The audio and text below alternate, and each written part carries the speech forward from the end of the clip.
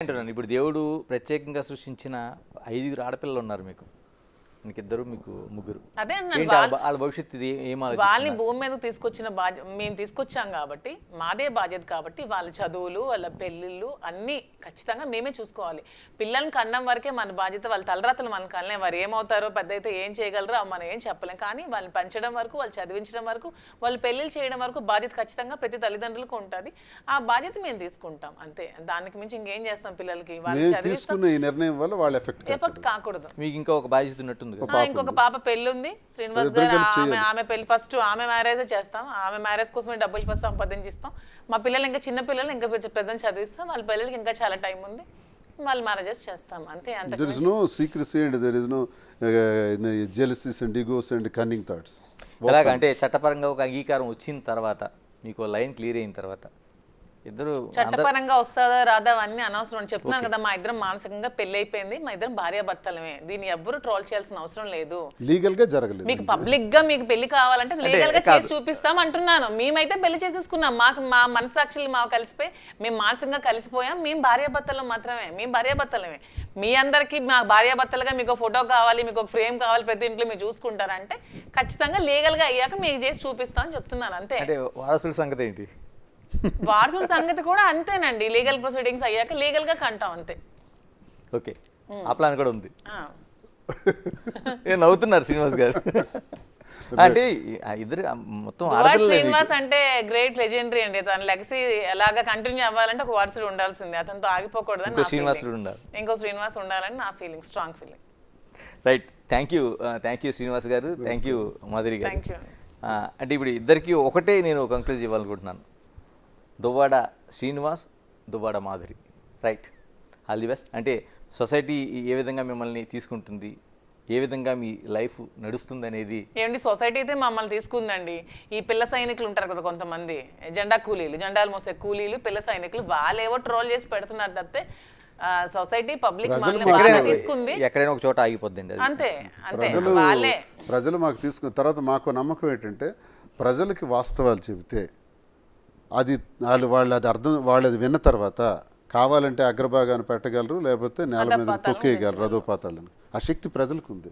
అందుకే మేమేం ఆలోచించామంటే, మన వాస్తవాలన్నీ ప్రజలకు చెప్దాం, వాళ్ళు వింటారు, వాళ్లే నిర్ణయం తీసుకొని వాళ్లే మనల్ని కాపాడుతారు. పవన్ కళ్యాణ్ వ్యక్తిగత జీవితం కోసం, అసలు ఆ పెళ్ళిళ్ళ కోసం మీరు మాట్లాడిన తీరు, అంటే దాన్ని నేను ప్రస్తావించట్లేదు, కానీ ఏ మనిషి లైఫ్లో అయినా ఎప్పుడు ఏం జరుగుతుందో తెలియదని. ఇప్పుడు మీ లైఫ్లో జరిగింది ఇది అనుకున్న ఒక ఘటన. ఏమనిపిస్తుంది దాంతో అప్పటితో పోల్చుకుంటే? మీకు ఆ రోజున చేసిన విమర్శలు, ఈ రోజు నిజ జీవితం.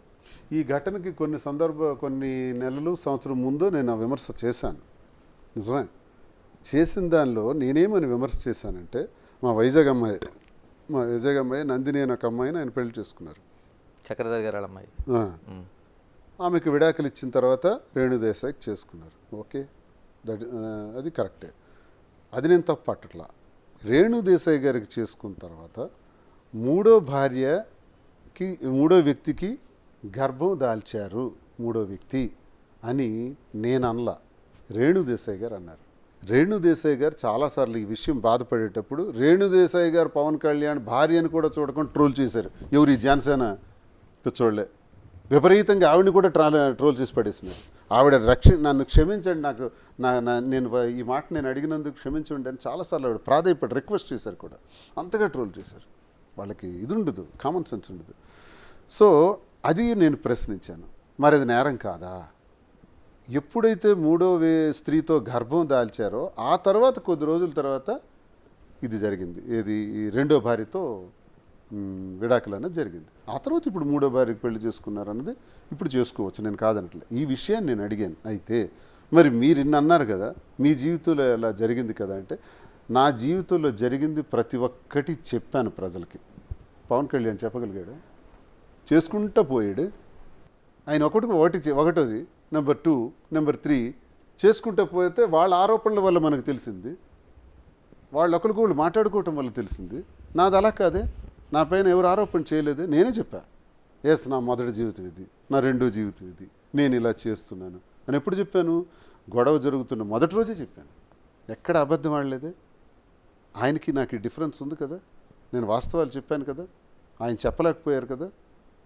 కాబట్టి ఆ విమర్శ తప్ప ఒప్ప అనడం కన్నా పవన్ కళ్యాణ్ చేసుకోవటంలో కూడా 3 పెళ్ళిళ్ళు చేసుకోవడం తప్ప ఒప్ప అంటే ఆయన అవసరం, ఆయనకున్న పరిస్థితులు, ఆయనకున్న ఎటువంటి ప్రభావాలు పరిస్థితులు అటువంటి పరిస్థితికి దారితీసాయో ఆయనకు తెలుస్తుంది, నాకు తెలియదు కదా. ఇప్పుడు నేను చెప్తున్నా, నా పరిస్థితులు బట్టి నేను ఈ నిర్ణయం తీసుకోవాల్సింది వచ్చింది, ఆయన పరిస్థితులు బట్టి ఆయన నిర్ణయం తీసుకున్నారు. కానీ ఈ విషయంలో వ్యక్తిగతానికి సంబంధించిన విషయం, అది పవన్ కళ్యాణ్ గారిది కానీ మాది కానీ. సో ఆ పరిస్థితులు ప్రభావాలే ఇటువంటి స్థితులకు దారితీస్తుంటాయి అన్నది అఫ్కోర్స్ నాకు కూడా అర్థమైంది. దీన్ని ఎక్కువగా మాట్లాడకపోవడం కూడా మంచిదే వ్యక్తిగత విషయాలు. మాధురి గారు, చాలా వరకు మానవ సంబంధాలన్నీ ఆర్థిక సంబంధాలు అనేది ఒక ప్రధానమైన సూత్రం. అంటే భార్య, భర్త, పిల్లలు, తండ్రి, తల్లి అన్నీ కూడా ఎక్కడో చోట ఒక పిన్ పాయింట్ దగ్గర ఆర్థిక సంబంధాల దగ్గర ఆగిపోతాయి. ఇప్పుడు నిజంగా మీ ఇద్దరి మధ్య ఉండే సంబంధం కూడా ఆ రోజు వాణి గారు పెట్టిన గొడవ ఇవన్నీ కూడా ఒక ఆర్థిక సంబంధం దగ్గర ముడిపడి ఆగిపోయింది. అంటే ఏంటి అసలు నిజంగా ఆర్థిక లావాదేవీ అంటే ఎక్కడ ముడిపడి ఉండిపోయింది? అంటే మీ పేరుతో ఆ రోజున రాశారని, లేకపోతే మీరు కొంత అప్పు ఇచ్చారని? ఆ హౌస్ అనేది మా ఇద్దరం కలిసి ఉండడానికి మేము కలిసి నిర్మించుకున్న హౌస్ అది. మీ ఇద్దరు కలిపి? మా ఇద్దరం కలిపి నిర్మించుకున్నాం. సో నా దగ్గర ఉన్న డబ్బులు నేను పెట్టాను, అతని దగ్గర ఉన్న డబ్బులు అతను పెట్టారు, ఇద్దరం కలిసి నిర్మించుకున్న హౌస్ అది. సో అది కూడా వచ్చి ఆక్యుపై చేసి తీసుకెళ్ళిపోతాము, అది కూడా వచ్చి తీసుకొని మమ్మల్ని రోడ్డు మీద పెట్టేస్తామంటే ఎవరు చూస్తూ ఊరుకోరు కదా. సో మీరు అన్నట్టు ప్రపంచం అంతా సంబంధాలను ఆర్థిక సంబంధం అవ్వచ్చు, కానీ మాధురి దువ్వాడ శ్రీనివాస్ది ఆర్థిక సంబంధం కాదు, అది మానసికమైన సంబంధం మాత్రమే. 100% ఆర్థిక సంబంధం మా ఇద్దరిది కాదు. వాణి గారు చెప్పినంత స్ట్రైట్గా మీరు ఎందుకు చెప్పలేకపోయారండి? మా ఇద్దరం కలిపి ఉండటం కోసం ఒక ఇల్లుని కట్టుకుంటున్నాం, మేము ఉండాలనుకుంటున్నాం అని అమ్మాయి ఎంత స్ట్రైట్గా చెప్పదలుచుకున్నప్పుడు ఎందుకు దువ్వాడ శ్రీనివాసు ఎందుకు చెప్పలేకపోయారు? అంటే తన ఇంటి దగ్గరికి రావటమే మొదటి రోజే పిల్లల్ని కలవటానికి, తండ్రిని కలవటానికి పిల్లలు వచ్చారు అని చెప్పింది. పిల్లలు కలవటానికి అలా రావటం ఏంటి? మీడియా ఎందుకు పిల్లలు కలవటానికి? కారాలు, నిచ్చెన్లు, రాడ్స్ ఇవన్నీ ఎందుకు? ఒక ప్లాంట్గా వచ్చింది. రెండో రోజు అలాగే వచ్చి డోర్లన్నీ విరగ్గొట్టి లోపల ఎంటర్ అవడానికి వచ్చారు. మూడో రోజు, నాలుగో రోజు టెక్కల్లో నువ్వు ఉండకూడదు, ఇంకెక్కడికైనా పోవాలి, ఎమ్మెల్సీగా ఉండకూడదు, రాజీనామా చేయాలి, లేనిపోని మాటలంటూ ఆడే అర్థం పర్థం లేని మాట్లాడారు. లాస్ట్గా ఆమె ఏం చెప్పారంటే, ఇంటిలోకి నేను ఎలాగైనా వస్తాను అని చెప్పారు. అప్పుడు ఇంటి సందర్భం వచ్చింది. ఈ ఇల్లు నాకు కావాలి అన్నది. ఇల్లు నీకు కావాలి అనుకునేటప్పుడు ఇల్లు నాది కాదు ఇది అంటే. నేను ఇంకోటి చెప్పాను, ఎప్పటికైనా నా తరం తర్వాత నేను అయిపోయిన తర్వాత పిల్లలకు వస్తుంది, ఎక్కడికి వెళ్ళిపోతుంది. కానీ మీరు అది అంతవరకు ఆగలేదే, ఆగకుండా ఇల్లు కూడా నాకు ఇచ్చేయాలి అనేటప్పుడు ఆ ఇల్లు కట్టడంలో తన భాగస్వామ్యం కూడా ఉంది. కాబట్టి నేను ఆ ఇల్లు ఎలా ఇవ్వాలి? అప్పు తీర్చేనే ఇవ్వాలి, ఆ అమ్మాయికి డబ్బులు మళ్ళీ నేను అందించి రిజిస్ట్రేషన్ చేయాలి. అలాంటి పరిస్థితుల్లో నేను రిజిస్ట్రేషన్ చేయలేను. కాబట్టి ఉన్న ఆస్తులన్నీ చేసేస్తాను, ఇది ఒక్కటి మాత్రం నేను ఇవ్వలేను అని నేను చెప్పాను. వినలేదు. దానికోసమే గొడవ పెట్టారు. గొడవ పెట్టేటప్పుడు మరి ఇంకెందుకు, అప్పుడు డబ్బులు ఇచ్చే పరిస్థితి అదే లేదు కాబట్టి వెంటనే ట్రాన్స్ఫర్ చేసేసాను, మాధురి పేరుని ట్రాన్స్ఫర్ చేశాను. ఇది జరిగిన కథ. ఇప్పుడు అది నేను ఇవ్వకపోతే ఆమె పేరున మరి ఆ డబ్బులైనా ఇవ్వాలి కదా, లేదా వాణి అయినా ఇచ్చే డబ్బులు తీసుకోవాలి. తను చెప్పారు, నాకు 2 కోట్ల వరకు నేను ఇచ్చాను, శ్రీనివాస్ గారు తిరిగి ఇవ్వాలనే ఉద్దేశంతో నేను ఇవ్వలేదు, వాణి అయినా సరే నాకు డబ్బులు ఇచ్చి తీసుకోవచ్చు అని చెప్పారు. మరి ఎందుకు ఆ పని చేయలేదు ఆమె?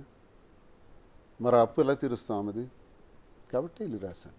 ఇలాగ జనాల నుంచి, పబ్లిక్ నుంచి, అంటే ఆ రోజున మొదట జరిగిన ఘటన దగ్గర నుంచి ఇప్పటివరకు చూసుకుంటే పబ్లిక్ యాక్సెప్టెన్సీ మీకు ఎలా ఉంది? అంటే ఆ రోజు నిజంగానే చాలా వరకు ఒక ఆశ్చర్యకరమైన విషయంగా చూశారు. అంటే శ్రీనివాస్ గారు ఏంటి, మాధురి గారు అనే ఒక ఆవిడతో సంబంధం ఏంటి అనేది ఒక పెద్ద చర్చ అన్నది. రాను ఏమనిపిస్తుంది మీకు? అంటే పెద్ద చర్చ నుంచి రాను జనాలు నిజాలు తెలుసుకోవడం స్టార్ట్ చేశారు. సో వాళ్ళు కూడా యాక్సెప్టెన్సీ ఉంది, మమ్మల్ని ఎక్కడికైనా చాలా ప్రేమతో ఆదరిస్తున్నారు. అసలు వాళ్ళ ఇంటి ఆడపిల్ల నన్ను చూసుకుంటున్నారు. నాకు కొన్ని దగ్గర నాకు కళ్ళు చెమర్చే సిచ్యువేషన్స్ కూడా నాకు ఎదురయ్యాయి. ఒకరోజు ఒక బ్యూటీ పార్లర్కి వెళ్తే ఫారెన్ నుంచి ఒక ఆవిడ వచ్చారు. అంటే ఆవిడ వైజాగ్ ఆవిడ, అక్కడ అడ్వకేట్ తను. నా కోసం ఒక 2 hours వెయిట్ చేసింది నన్ను కలవడానికి. వెయిట్ చేసి వాళ్ళ ఇంటికి తీసుకెళ్ళి నన్ను ఒక ఆడపిల్లలా ట్రీట్ చేసి పంపించి చీర బొట్టు అన్నీ పెట్టి పంపించడం జరిగింది. ప్రతి ఒక్కరు కూడా వాళ్ళ ఇంటి ఆడపిల్లలా నన్ను ఆదరిస్తున్నారు. అవన్నీ చూస్తే నాకు చాలా హ్యాపీగా అనిపిస్తుంది. వాటితో పోల్చుకుంటే ఈ ట్రోల్స్ అనేవి నాకు 0 అనిపిస్తుంది. వాళ్ళ ప్రేమ ముందు ఇలాంటివన్నీ నా బ్యాక్ సైడ్ ట్రోల్ చేసే వాళ్ళకి అవన్నీ ఒక 0 అనిపిస్తుంది నాకు. వీళ్ళ ప్రేమను చూస్తుంటే పబ్లిక్ యాక్సెప్టెన్స్ చాలా బాగుందండి. మా ఇద్దరిని చూస్తే వాళ్ళ కళలో ఒక యాంగ్జైటీ, ఎక్సైట్మెంట్, హ్యాపీనెస్ కనిపిస్తున్నాయి. ఎక్కడికి వెళ్ళా మమ్మల్ని కలవడానికి ఎక్కడెక్కడి నుంచి మా ఇంటికి వస్తున్నారు. ఓ మొన్న ఇక్కడ వైజాగ్ అరకు దగ్గర నుంచి వాళ్ళు ట్రైబల్స్, అసలు వాళ్ళకి ఏం తెలిసిందో కూడా తెలియదు. మమ్మల్ని కలవడానికి పాపం రూమ్ ఛార్జెస్ కూడా లేక బస్సులో అలా తిరిగి నైట్ అంతా బస్సులోనే ఇచ్చాపురం వరకు ట్రావెల్ చేసి మళ్ళీ బ్యాక్ వచ్చి మార్నింగ్ మా ఇంటి దగ్గర దిగి మమ్మల్ని కలిసి వెళ్ళడం జరిగింది. అవన్నీ చూస్తే మాకు చాలా హ్యాపీగా ఎంతగా ఉండంటే మేము హైవేలో వెళ్తుంటే కార్ నెంబర్ చూసి వెనక నుంచి కార్ నెంబర్ చూసి ఓవర్టేక్ చేసి వచ్చి పరిగెడుతున్నారు మమ్మల్ని కలవడం. కార్ ఆపమంటున్నారు, ఫోటో తీసుకుంటా అంటున్నారు. కార్ నెంబర్ వాళ్ళకి ఎలా తెలుసు అంటే ఎంతగా ఇది వెళ్ళిందో చూడండి గ్రౌండ్ లెవెల్కి.